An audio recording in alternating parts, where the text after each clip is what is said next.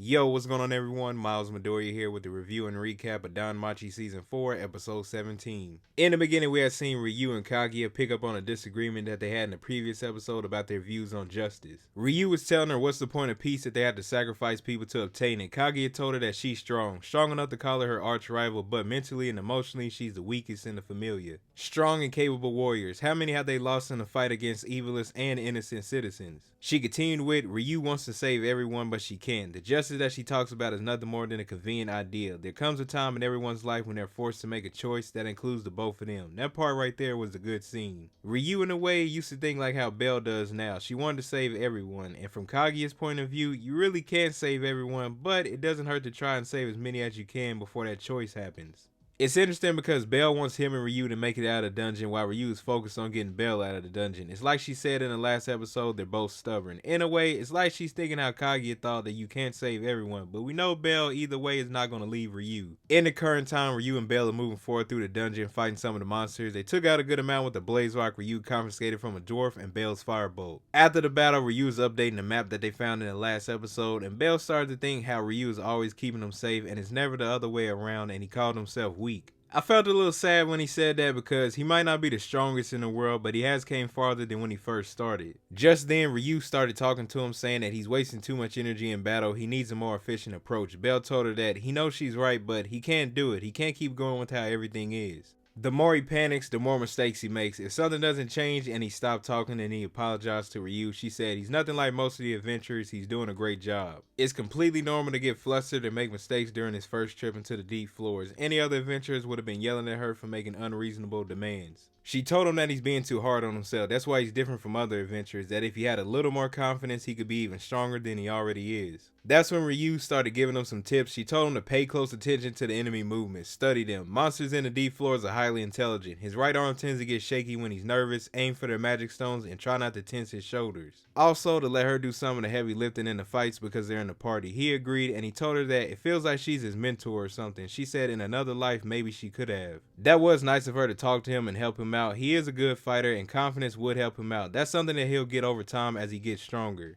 That's what I kind of like about some of these animes. Sometimes it's kind of relatable that at times we may be working towards goals and doubts may pop up. Confidence is something that will help us out besides working hard, but it's not an easy thing. It's something that takes time to build up. But as long as you're being consistent, working hard towards whatever your goals are, it will start to build up. Belle's in the deep floors, a place that he's never been before, so it's normal for him to be overwhelmed, but he can make it out of there and fight whatever comes their way. Then Ryu and Belle start talking about the layout of the floor. It's made up of circular walls called the Great Rings and is divided into 5 different areas. Ryu said the tunnel leading up to the 36 floors in the outermost area, and for Belle to remember that. Here's the funny part. She gave this man Belle a potion from the adventurous stuff that they had to take, and it had mold in it. That man Belle took one look at that and he did not want to drink it. It didn't look good. She said it should work just fine, she thinks. That's not going to motivate him to drink that. You think it's going to work, but he had to because that's currently the only thing that they have that can help them out, which it did, and he even felt like fighting again. Belle and Ryu continue on and run into like this small slime creature, and she mentioned that it would be good to drink, and guess who had to drink it first? It was Belle once again. He did not want any parts of that. Ryu said she drank the other half, so he did drink it, and when it was her turn, he apologized for putting his mouth on the flask. We knew what she was thinking, so she didn't end up drinking it. Belle got mad because he had to drink that and she didn't. She gonna tell him the floor lacks a water source, they had to ration what they have. Nah, that's not it. They get to a different area and they notice the walls. They made it to the 3rd ring. There are 5 in total, and the 3rd ring is located halfway into the floor. They notice that the wall is curved inward, so they're standing on the inner side of the 3rd ring. Now that they know which area they're in, they can figure out which direction that will lead them to the exit. That's good to hear that they're making progress. Before Belle and Ryu's part of the episode is over, she starts thinking about how much she can help him grow before she disappears. She said her sacrificing herself right out the bat is a terrible plan, but she needs to prepare for the worst. Something tells her that the deep floors won't be kind enough to let both of them escape, and then eventually the time will come when one of them will have to go. That Belle is chasing after his ideal outcome, a future where both of them survive. Here's where it gets brought up again what was said earlier. Ryu says, did she go chasing after ideals with the same heartfelt look in her eyes? All those years ago, she said Kaguya should be happy. It looks like she's on her side now. It'll be interesting to see how it goes. They both have different plans for what they want to happen. Jumping to where Bell's friends are, they're searching for him, and on the way there, they're fighting some monsters, and Wealth is going off with the new sword he made, and everyone's taking notice, but it looks like Wealth is starting to get exhausted from using it. The scene quickly shows Tsubaki's group. After they get done fighting, Chloe brought up that she senses the presence of a terrifying monster. Tsubaki asks, what does she mean? She told her, call it a feeling, but she can't quite pinpoint exactly where it's at. Back to Bell's friends, they actually see what happened to some of the adventurers that ran into the Juggernaut. It was not a pretty sight. One of them even said, Bell fought a monster that did all of that. He most certainly did, and still gonna fight it. Lily just then asked Boris to take them to the area where he last saw Bell. While on the move, Alicia hears a voice. I think it's Marie, and she says, no, don't go that way. Trying to warn them because it's dangerous over there. Aisha looks around and she saw no one. The group gets there to where Boris last saw Bell, and they see a big hole in the ground, and Wealth mentioned that he might be farther down than they thought, and Lily says there's no proof of it just yet.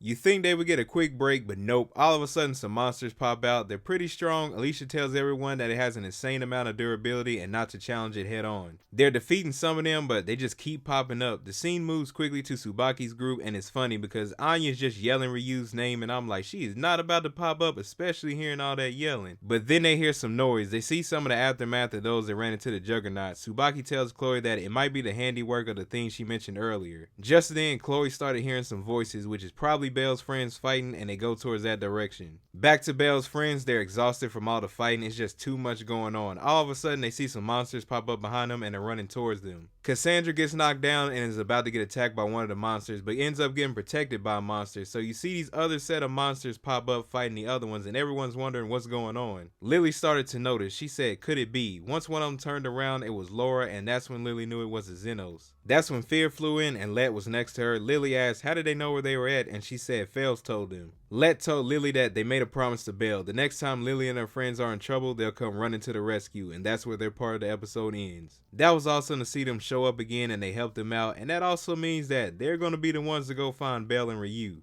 Overall, good episode. We got like a glimpse of Ryu's sense of justice and how in a way she changed it a little from the beginning. Bell's emotions on how he's handling the deep floors and kind of bouncing back, and the Xenos popping up and helping out Bell's friends. Can't wait to check out next week's episode. No telling what's going to happen next, but y'all let me know in the comment section down below. What did you think about the episode and what was your favorite part from it? Here's some more content to check out. Thank you all for watching this video, and I'll see you in the next one.